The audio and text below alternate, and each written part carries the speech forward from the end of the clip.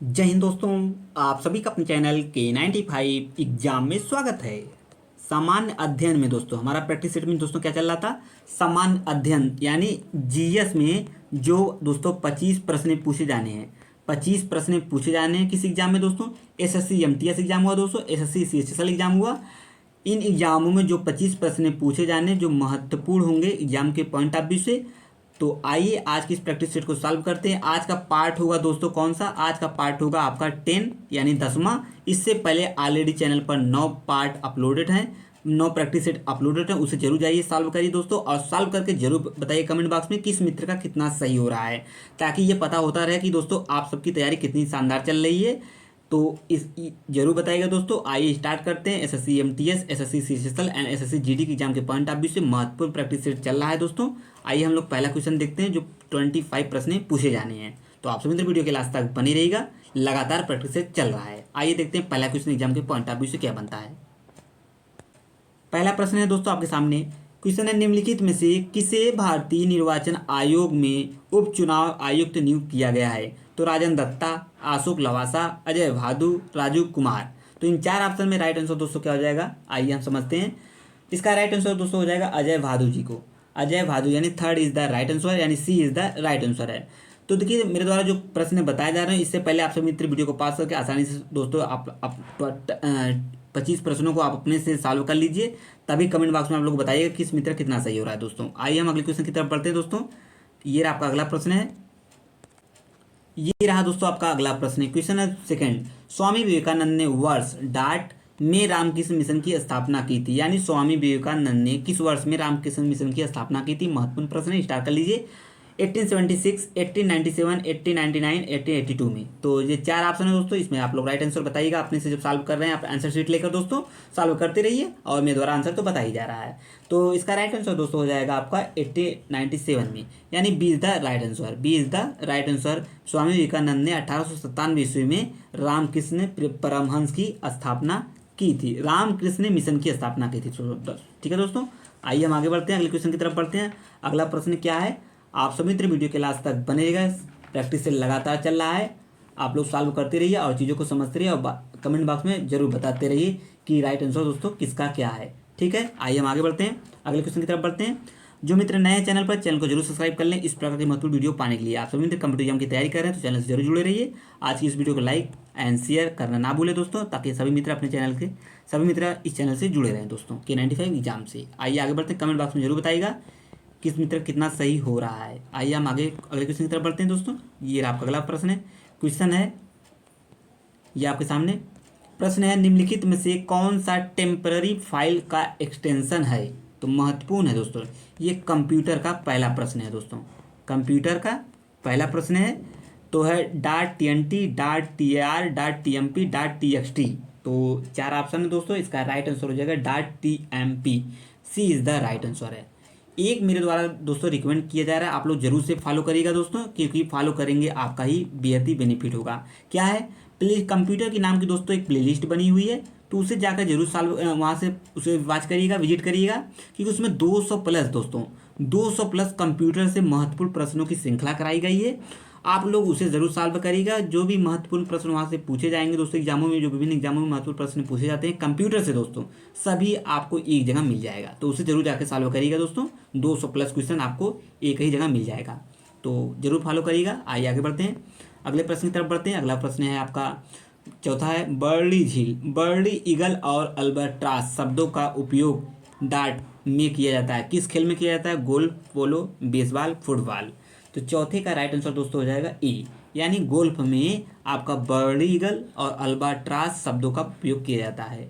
ठीक है दोस्तों, आइए हम अगले क्वेश्चन की तरफ बढ़ते हैं। ये एसएससी एमटीएस दोस्तों एग्जाम हुआ।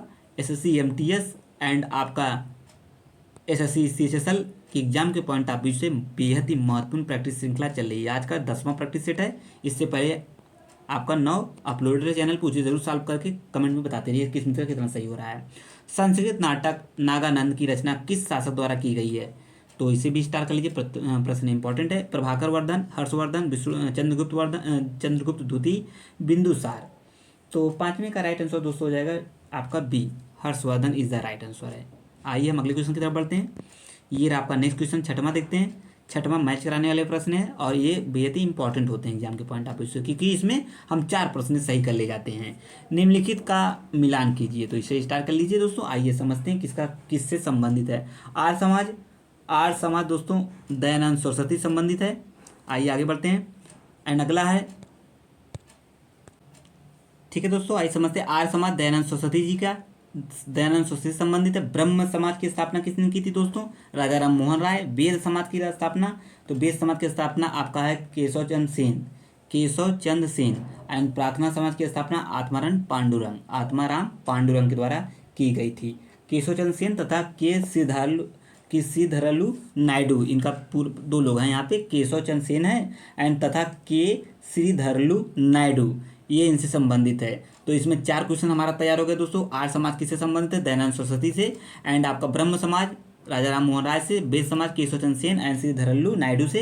एंड प्रार्थना समाज आत्माराम पांडुरंग से। आइए आगे बढ़ते हैं, अगले प्रश्न की तरफ बढ़ते हैं दोस्तों। ये आपका अगला प्रश्न है। क्वेश्चन है आपका, पृथ्वी के भूपर तथा मेंटल के बीच सीमा डाट है, किसकी है? आइए समझ लेते हैं। मोह असंबद्धता, लेमन असंबद्धता, कॉनराड असंबद्धता या गुटेनबर्ग असातात्य है। तो इसे डिसकंटिन्यूटी नाम के भी जानते हैं दोस्तों, डिसकंटिन्यूटी, ठीक है, इस चीज़ को भी समझते रहिए। डिसकंटिन्यूटी के नाम से भी जानते हैं। मोह डिसकंटिन्यूटी, लेह डिसकंटिन्यूटी, कॉनराड है, गुटेनबर्ग है। तो ये क्वेश्चन महत्वपूर्ण इंडियन आपका वर्ल्ड ज्योग्राफी का, इसे जरूर समझते रहिए, क्वेश्चन यहाँ से बने हुए हैं दोस्तों। तो 7वें का राइट आंसर हो जाएगा मोह असातात्य, ठीक है, मोह डिसकंटिन्यूटी नाम से जाना जाता है। ए इज द राइट आंसर है। आइए हम अगले प्रश्न की तरफ बढ़ते हैं। अगला प्रश्न क्या है, ये आपके सामने क्वेश्चन है 8वां। तंबाकू का कौन सा घटक उसे मानव उपभोग के लिए हानिकारक बनाता है? कौन है? मॉर्फिन है, निकोटीन है, हीरोइन है, इनमें से कोई नहीं। यह प्रश्न सभी दोस्तों को पता होगा। इसका राइट आंसर है दोस्तों आपका निकोटीन। कौन सा? दूसरे का B is the right answer है 8वें का, तो जरूर समझते रहिए। आइए आगे बढ़ते हैं, अगला प्रश्न देखते हैं। अगला प्रश्न क्या कह रहा है एग्जाम के पॉइंट ऑफ व्यू से दोस्तों, ठीक है। आइए समझते हैं अगला प्रश्न है। इसका राइट है निकोटीन। आइए हम आगे बढ़ते हैं। ये रहा आपका अगला प्रश्न है। बीओडी का असंक्षिप्त रूप क्या है? महत्वपूर्ण प्रश्न, स्टार्ट कर लीजिए। बीओडी का फुल फॉर्म पूछ रहा है दोस्तों, बीओडी। तो बीओडी का फुल फॉर्म क्या है? Biological oxygen deficit, biological oxygen difference, biological oxygen demand, biological oxygen distribution. ये किससे प्रश्न पूछा गया दोस्तों? इन्वायरमेंट से पूछा गया है। इन्वायरमेंट से दोस्तों, इन्वायरमेंट का यह प्रश्न बेहद ही चर्चित प्रश्न है और बार बार पूछा गया है। तो बायोलॉजिकल ऑक्सीजन डिमांड, इसका फुल फॉर्म है दोस्तों बायोलॉजिकल ऑक्सीजन डिमांड। ये सी इज द राइट आंसर है। ये प्रश्न पूछा जाता है इन्वायरमेंट से यानी पर्यावरण से, इस चीज़ को समझते रहिए। आइए आगे बढ़ते हैं। ये आपका अगला प्रश्न है। क्वेश्चन है, निम्नलिखित में से मानव शरीर की किस प्रणाली में एल्वियोली संबंधित है? तो इसे भी स्टार्ट कर लीजिए। बायोलॉजी का महत्वपूर्ण प्रश्न है दोस्तों। तो आइए समझते हैं जीव विज्ञान का इसका राइट आंसर क्या है? परिसंचरण प्रणाली, उत्सर्जन प्रणाली, जनन प्रणाली, श्वसन प्रणाली। तो 10वें का राइट आंसर हो जाएगा दोस्तों, निम्नलिखित में से मानव शरीर की किस प्रणाली में एल्वियोली संबंधित है? तो श्वसन प्रणाली में, ठीक है, यहीं पर पाया जाता है आपका दोस्तों, श्वसन प्रणाली में एल्वियोली। आइए आगे बढ़ते हैं, अगले प्रश्न की तरफ बढ़ते हैं। ये आपका नेक्स्ट प्रश्न है। क्वेश्चन है, ध्वनि की तीव्रता एसआई ध्वनि तीव्रता का एसआई मात्रक क्या है? डेसिबल है। नेक्स्ट ऑप्शन है आपका न्यूटन, हर्ट्ज, टेस्ला। तो इनमें राइट आंसर दोस्तों हो जाए क्या? डेसिबल। डेसिबल इसका राइट आंसर है, यानी ए इज द राइट आंसर है डेसिबल इसका एसआई मात्रक है। किसका? आपका दोस्तों ध्वनि तीव्रता का एसआई मात्रक डेसिबल है। इस चीज़ को समझते रहिए, आगे बढ़ते रहिए और कमेंट करके जरूर बता दें किस मित्र कितना सही हो, ये जरूर बताइएगा दोस्तों, ताकि सभी चीज़ें पता होती रहें।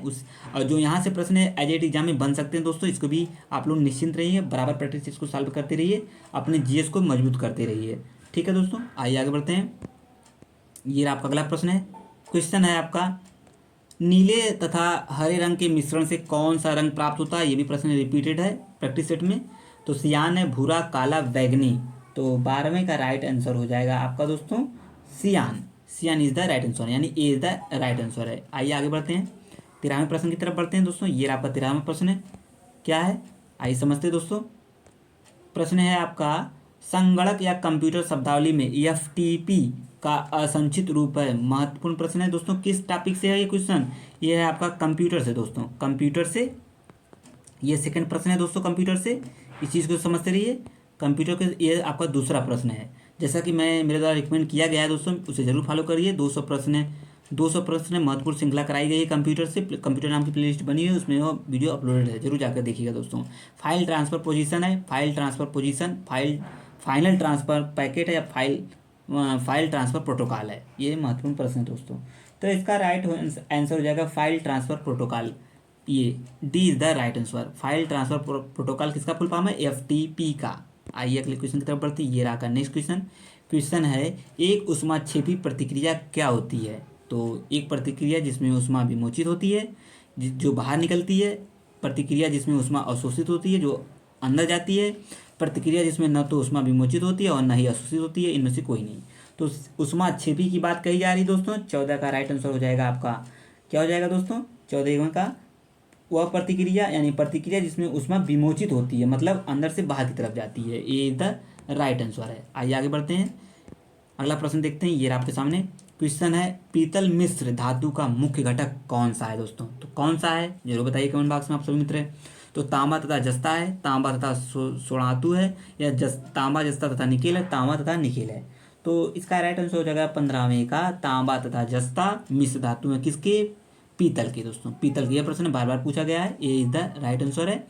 तांबा जस्ता किसका है? पीतल का। पीतल का मिश्र धातु है, इस चीज़ को समझते रहिए। इन दोनों को मिलाने के बाद पीतल तैयार होता है। आइए आगे बढ़ते हैं। ये दोस्तों अगला प्रश्न है। क्वेश्चन है, निम्नलिखित इनमें से कौन सा भारत का राष्ट्रीय जलीय जीव है? सभी दोस्तों को पता होगा, इसका आंसर बताने की कोई भी आवश्यकता नहीं, लेकिन देखते हैं। आइए, मगरमच्छ है, कछुआ है, घड़ियाल है, या आपका है दोस्तों चौथा ऑप्शन है गंगा सूस, जिसे गंगा सूस या डॉल्फिन के नाम से जानते हैं। तो सभी दोस्तों को पता होगा इसका राइट आंसर गंगा सूस, या गंगा नदी की डॉल्फिन के नाम से भी जाना जाता है। D is the right answer है। आइए अगले प्रश्न की तरफ बढ़ते हैं। 17वां प्रश्न क्या करेगा एग्जाम के पॉइंट ऑफ व्यू से दोस्तों? निम्नलिखित में से कौन सा सार्क का सदस्य राष्ट्रीय नहीं है? फिर से आइए देख लेते हैं एक बार। निम्नलिखित में से कौन सा सार्क का सदस्य राष्ट्र नहीं है? सार्क संगठन है, इस चीज़ को भी समझते रहिए दोस्तों। तो आइए समझते हैं। अफगानिस्तान है, पाकिस्तान है, नेपाल है, म्यांमार है। तो इसका राइट आंसर दोस्तों क्या हो जाएगा? Myanmar. D is the right answer है दोस्तों। तो इसमें राइट आंसर दोस्तों हो जाएगा आपका डी, ये आपका सार्क का सदस्य राष्ट्र नहीं है दोस्तों। SSC MTS हुआ दोस्तों, SSC MTS एंड आपका SSC CHSL दोस्तों, CHSL एंड आपका GD एग्जाम के पॉइंट ऑफ व्यू से महत्वपूर्ण प्रैक्टिस सेट चल रहा है दोस्तों। ये आज का दोस्तों पार्ट कौन सा है? पार्ट ये है 10वां यानी 10। इससे पहले ऑलरेडी 9 पार्ट अपलोडेड है चैनल पर, जरूर जाइए उसे सॉल्व करिए, उसे लगाइए अपने आंसर शीट में। किस मित्र का कितना सही हो रहा है तो कमेंट बॉक्स में जरूर बताते रहिए किस मित्र का कितना सही हो रहा है, ताकि उसी हिसाब से सभी चीज़ों को मैनेज किया जाए और एग्जाम में यहाँ से प्रश्न बने तो आपको गलतियाँ ना हो। इतना ज़्यादा प्रैक्टिस कर लीजिए दोस्तों GS से। तो इस चीज़ को समझते रहिए, आगे बढ़ते रहिए। आप सभी तो वीडियो के लास्ट तक बने रहिए, वीडियो को पूरा वॉच करिए, ताकि आप लोग का फ़ायदा होता रहे दोस्तों, आप लोग को हेल्पफुल होता रहे। तो इस चीज़ को समझते रहिए और वीडियो के लास्ट तक बनी रहिए। जो मित्र नए चैनल पर, चैनल को जरूर विजिट करिए एक बार दोस्तों। आइए आगे बढ़ते हैं, लाइक एंड कमेंट जरूर करिएगा दोस्तों। आइए आगे बढ़ते हैं। ये रहा आपका अगला प्रश्न। JB डनलप ने किसका आविष्कार किया था? तो किसका JB जो डनलप हैं किसका आविष्कार किए हैं? हवाई जहाज का, कार का, रबड़ टायर या रबड़ के जूते का? तो किसका किए हैं दोस्तों? आइए हम लोग समझते हैं। 4 ऑप्शन आपके सामने हैं, तो इसमें आप लोग बता सकते हैं किसका राइट आंसर है। तो 18वें का राइट आंसर है दोस्तों रबड़ टायर का। रबड़ टायर का आविष्कार JB डनलप ने किया है। आइए आगे बढ़ते हैं। 19वां प्रश्न देखते हैं। 19वां प्रश्न क्या है एग्जाम के पॉइंट ऑफ व्यू से दोस्तों? वर्ट्रीब्रेट के लिए क्या अनिवार्य है? Backbone, reptile, mammal, animal. तो इसका राइट आंसर दोस्तों क्या हो जाएगा? इसका राइट आंसर है animal. D is the right answer है। आइए हम अगले क्वेश्चन की तरफ बढ़ते हैं दोस्तों। ये आपका 20वां प्रश्न है। 20वां प्रश्न है, निम्नलिखित में से कौन सा एक मुक्त स्रोत ऑपरेटिंग सिस्टम नहीं है? ये कंप्यूटर का दोस्तों कौन सा प्रश्न हो गया? ये तीसरा प्रश्न कंप्यूटर से हो गया। इसलिए मैं बार बार कह रहा हूँ दोस्तों, मेरे द्वारा जो रिकमेंड किया जा रहा है K95 एग्जाम के माध्यम से दोस्तों, उसे ज़रूर फॉलो करिए। उसे फॉलो करेंगे आपको बहुत ज़्यादा बेनिफिट होगा, क्योंकि 200 प्लस कंप्यूटर की श्रृंखला कराई गई है महत्वपूर्ण प्रश्नों की। जो कंप्यूटर नाम की प्लेलिस्ट बनी हुई है, वहाँ से जाकर आप लोग देखिए, ज़रूर देखिए एक बार, जरूर देखकर कमेंट में जरूर बताइएगा कि प्रैक्टिस श्रृंखला वो कैसी रही। तो जरूर देखिएगा। विंडोज़ है, उबंटू, लिनक्स, ड्रुपल। तो 20वें का राइट आंसर दोस्तों हो जाएगा आपका Windows. A is the right answer है, क्योंकि कंप्यूटर से प्रश्न अब एग्जाम में 2 से 3, 4, 5 प्रश्न देखने को मिल जा रहे हैं दोस्तों, तो इसे आप भी अनदेखा नहीं कर सकते हैं, क्योंकि 5 प्रश्न काफ़ी होते हैं, इस चीज़ को समझते रहिए। और यूपी स्पेशल का ये सभी प्रश्न एग्जाम के पॉइंट ऑफ व्यू से महत्वपूर्ण है, इस चीज़ को समझते रहिए। यूपी से भी अब क्वेश्चन ज़्यादा आ रहे हैं, इस चीज़ को भी समझते रहिए। आइए आगे बढ़ते हैं। अगला प्रश्न है दोस्तों, काजू उगाने के लिए किस प्रकार की मृदा सबसे उपयुक्त होती है? लाल और पीली मृदा, जलोढ़ काली मृदा, लाल लेटराइट मृदा। इसे भी स्टार कर लीजिए, महत्वपूर्ण प्रश्न है। 21 का राइट आंसर दोस्तों हो जाएगा आपका लाल लेटराइट मृदा इज द राइट आंसर है, जो किसके लिए उपयुक्त है दोस्तों? काजू उगाने के लिए इम्पॉर्टेंट है। आइए आगे बढ़ते हैं। ये रहा आपका 22वां प्रश्न है। क्वेश्चन है, निम्नलिखित में से कौन सा तेलंगाना की पहली महिला मुख्य न्यायाधीश बनी हुई है दोस्तों?